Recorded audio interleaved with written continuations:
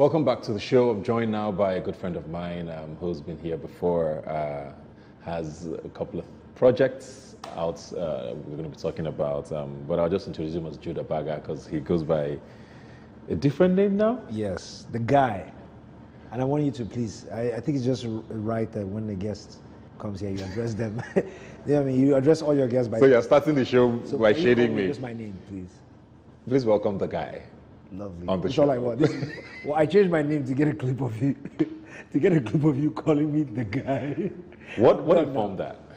You know, my album is really about, or it was recorded during a period of being more comfortable being myself. I think as you grow up, you shed the parts of you that are not really useful, and it's just a statement about the fact that we should all be comfortable being, you know, like the guy you are, the guy behind MI, whoever that person is. You know? But did you have to change your name to do that? You know the funniest thing? I'm going to be honest with you, Buka, and if we can make this post go viral, it's, you know how I do things sort of tongue-in-cheek. I'm like, yo, I'm changing my name, the guy, and now it's sort of out there. But because of the album and because of the statement we're trying to make, when we put out visuals, people will see, I'm letting it happen. But the name MI is not going anywhere. It's, okay. Yeah. Because I mean, it's a brand that's become so solid, not just in Nigeria, across the continent, even globally. So I was just wondering how that re-engineering was going to work with you saying, okay, don't call me this anymore. I mean, we've had Kanye say we should start calling him Ye, but we'll still call him Kanye. Yeah. You know, Snoop tried it, so I thought that was going to be tough. Yeah. But anyway, this new project, man, how long since the last one? It's a difficult question for me to answer because I do small projects here and there. But I would say since the last time that I sat down to make an album, put the features, put it out for like commercial purposes, I would say maybe 2015, since the Chairman album. Yeah. I did do Rendezvous, the Judah EP, the live reports. There are a few projects I've done in between, but this is the first, like, okay, let me put out an album. You know? That's what I thought. We'll take a break now and we'll be right back. Please stay with us. Don't just stand there teasing me. Now it's time to show and prove. So how tough is it now? Nigerian music is wild at the moment. A lot of us kind of saw it coming, but it also happened a lot quicker than I guess maybe someone like me thought. Yeah. What's happening internationally and even locally with the number of artists who seem to pop up like every week at this point. What does that do to someone like you who's been in the game for so long? Yeah. Is there pressure? Is there inspiration you draw from what's happening now? I think every artist feels everything all the time. And maybe for artists that are paying attention and listening, you know, I would say that I think we're all feeling the same thing all the time as an artist. Because I feel pressure and I'm not even an artist, I'm sorry. You know what I mean? Like, it's like, what are you going to do next year? And then next year, and then next year, and then next year. And I think that that's part of the journey. I think that also the reason why it's important for artists in our context to keep working on their craft and improving is because our industry is still growing. And so what that means is that for every single artist, your catalog's value today hasn't reached its full potential because that market is still expanding. You haven't reached all the audiences you could reach because that audience is still expanding. You know, there are going to be people that are around the world that are going to want to listen to like old high life, Nigerian high life. You know, I'm going to want to see those artists perform. You look at like Seun Kuti, Made Kuti, Femi Kuti have been touring globally for decades, taking a path that Yemi Alade has taken. So I really, truly believe that it's an amazing time for African creatives, for Nigerian creatives and musicians. Yeah. What are you doing differently though this time, if anything? I mean, not that you have to, but we've seen people try to re-engineer, sort of retweak, you know, their style. We've seen people like Wizkid who've transitioned to different things. There's a lot of talk about hip hop being dead in Nigeria. Are you still going to stick with it? What's happening with this new guy, the guy? I'll be honest with you, the guy has always just been about music. If you listen to my album, you know, I am a rapper, and I think that's always going to be my mode of communicating. It's the tool that we have. You're trying to make a point, and everybody has a tool. Some people have melody, some people have an amazing voice. My gift is to be able to see words and arrange them in a way that people can hear something and think about it, you know, in a new way. But I would tell you that the sound now is amazing. Like I think it just keeps getting better. I mean, 2 years ago I was listening to Mona Lisa and Peru. Okay. Last year when they came out. And I was just listening to the sonic, like, the pieces and how the music came together. I'm like, man, music is getting better. And I think as a rapper, it gives you more freedom to do more things, because as long as you can lean into music and you're not intimidated to work with different people, the sky is the limit. I want to ask, the typical question is hip hop dead? But I want to say, isn't hip hop dead? Because I feel like that's a different kind of question. Because even Drake just released an album and everybody accused him of singing almost Drake. Drake, you know? Yeah. So it's not just a local thing now. Even internationally, it looks like everybody's sort of gravitating towards a different sort of style. Yeah. So I mean, how would we define something as being dead? If a genre was dead, like, is reggae dead? Is reggae dead? Would you?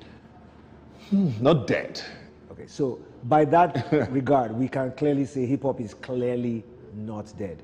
If we're arguing about like reggae, because hip hop has J. Cole, Kanye West, Kanye and Drake last year had two of the biggest albums of the year, the Migos.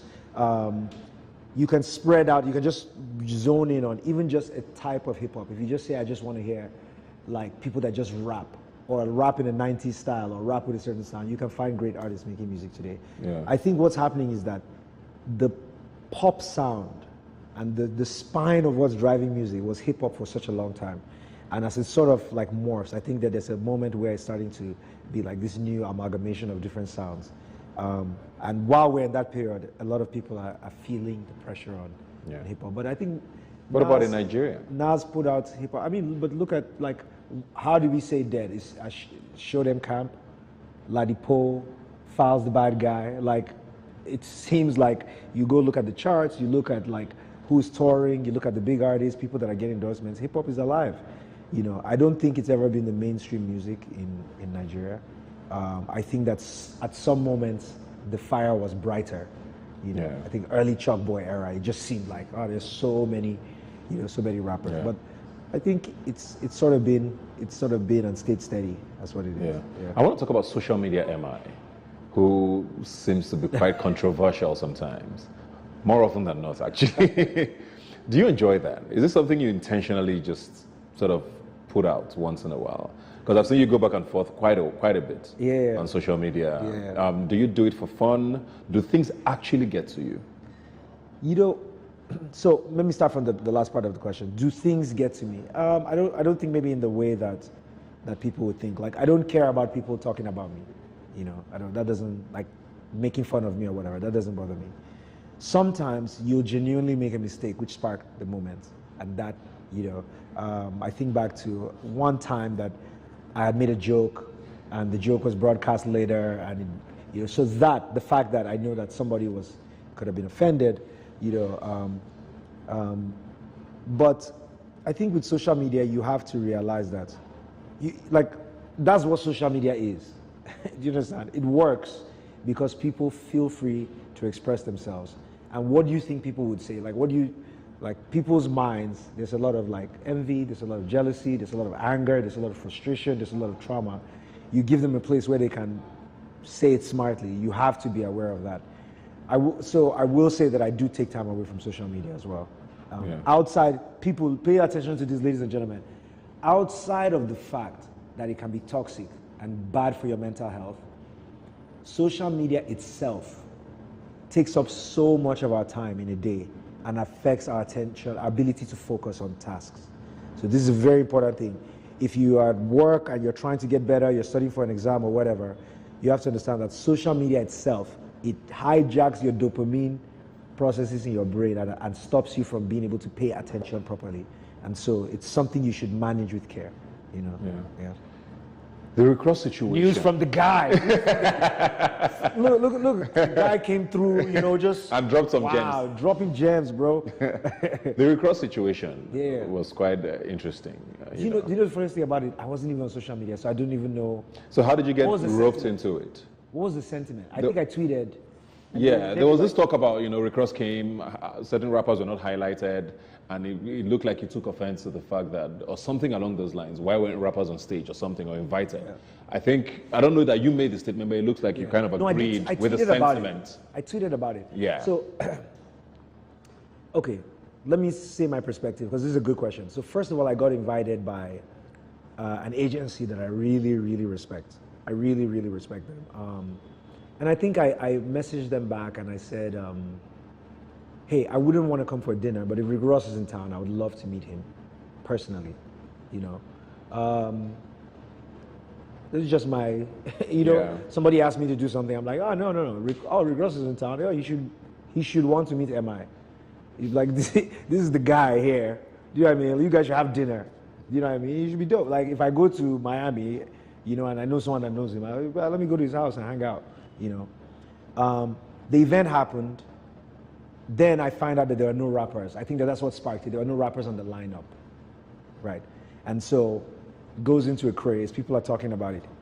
I'm not on social media. This is very important for people to remember. The guy spends his time not on social media, guys. So I come on social media and I see people are talking crazy about it, or rappers were disrespected and blah, blah, blah. And I think my tweet was something to the effect of saying, look, I got invited to go, and I asked to meet with Rick Ross one-on-one, and it didn't happen. And I was like, and my perspective is that we have to understand that the game of entertainment is what it is, and that until hip-hop starts to demand that sort of respect in terms of the dollar amount and naira amount, you're not going to get treated that way. Like, look at me. I asked to meet, like, you know what I mean? It's like, it's in the context of Nigeria, people would think it's crazy, but is it crazy for, you know what I mean? Like, that's what's supposed to happen. You're a rapper in town, you're a great rapper, you should meet another great, you guys should chop it up, spend the evening together, So, and I think I don't even know what the sentiment about it. I don't even know. I know people were upset about it, but I wasn't following, so I don't know if people were like, why would MI want to be with Rick Ross alone, or I don't, people get upset about everything, what's happening to them. Do you understand? So, but I mean, in retrospect, I think the truth about it is that as an artist, you're not in control of everything, but what you're in control of is the music you make and the effort you put in. And if we, as a hip-hop community, make great music and we put in the effort, that's the validation we need. Yeah. That's the statement I was trying to make, Speaking of Rick Ross and, all of that, international collaborations have become quite a thing now. Yeah. People don't even get too excited anymore. They're like, oh, okay, so Drake was on that song. Oh, Thames is a Beyonce. Oh, okay. Yeah. Is it something you think is important for you at this stage? Yeah, I mean, as music globalizes, you want to break new boundaries. And that's, making new friends, making music with dope artists from around the world is really, really important. And I look forward to it. People that are fans of my music from early on, when I used to make mixtapes, would know that I used to incorporate other people's music into the mixtapes. And now, basically, I have the opportunity to do that in real life with real artists, So yeah, of course, I would love to. For me, I'm going to be honest with you, I just don't rate it higher than, you know what I mean? Like, you're international, okay, hey. And today, that relationship has changed significantly. But early on, it was completely square me money, I go send you MP3. And I don't think I functioned very well in that period. Again, it's like the thing with Rick Ross is like, you're a human being, I'm a human being. We want to make music together. And would you want to do music with him? With who, Rick Ross? Of course, yeah. The boss, wow, of course, yeah. He's a dope rapper. Love his sound. Love the energy he has. You know what I mean? And I mean, if we were to make a song and I had to work on that beat, you know what I mean? It would be crazy. You know what I mean? Rick Ross, holla, reach out. You know what I mean? Let's go a little personal now. Congratulations. Oh, thank you. You put out the pictures that broke the internet. You said time is... time. Are we running out of time? There's a lot of time.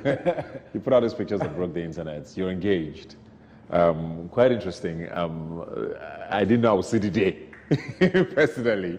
But anything you want to say on that? Because people were... With the sort of career you have, not just with music. As a hip hop artist, as a rapper, people don't necessarily associate, mushiness and falling in love with that. Yeah. Did you ever worry, this is off-brand for me? Yeah, so thank you for your kind words. Yes, I am engaged. I'm very lucky. We met maybe about 18 months ago, and just became friends, and it was just the right time, Yeah. And when I put out the video, I honestly thought, like on my birthday, my 40th birthday, I put out a video, and people say happy birthday, and then the next day we move on.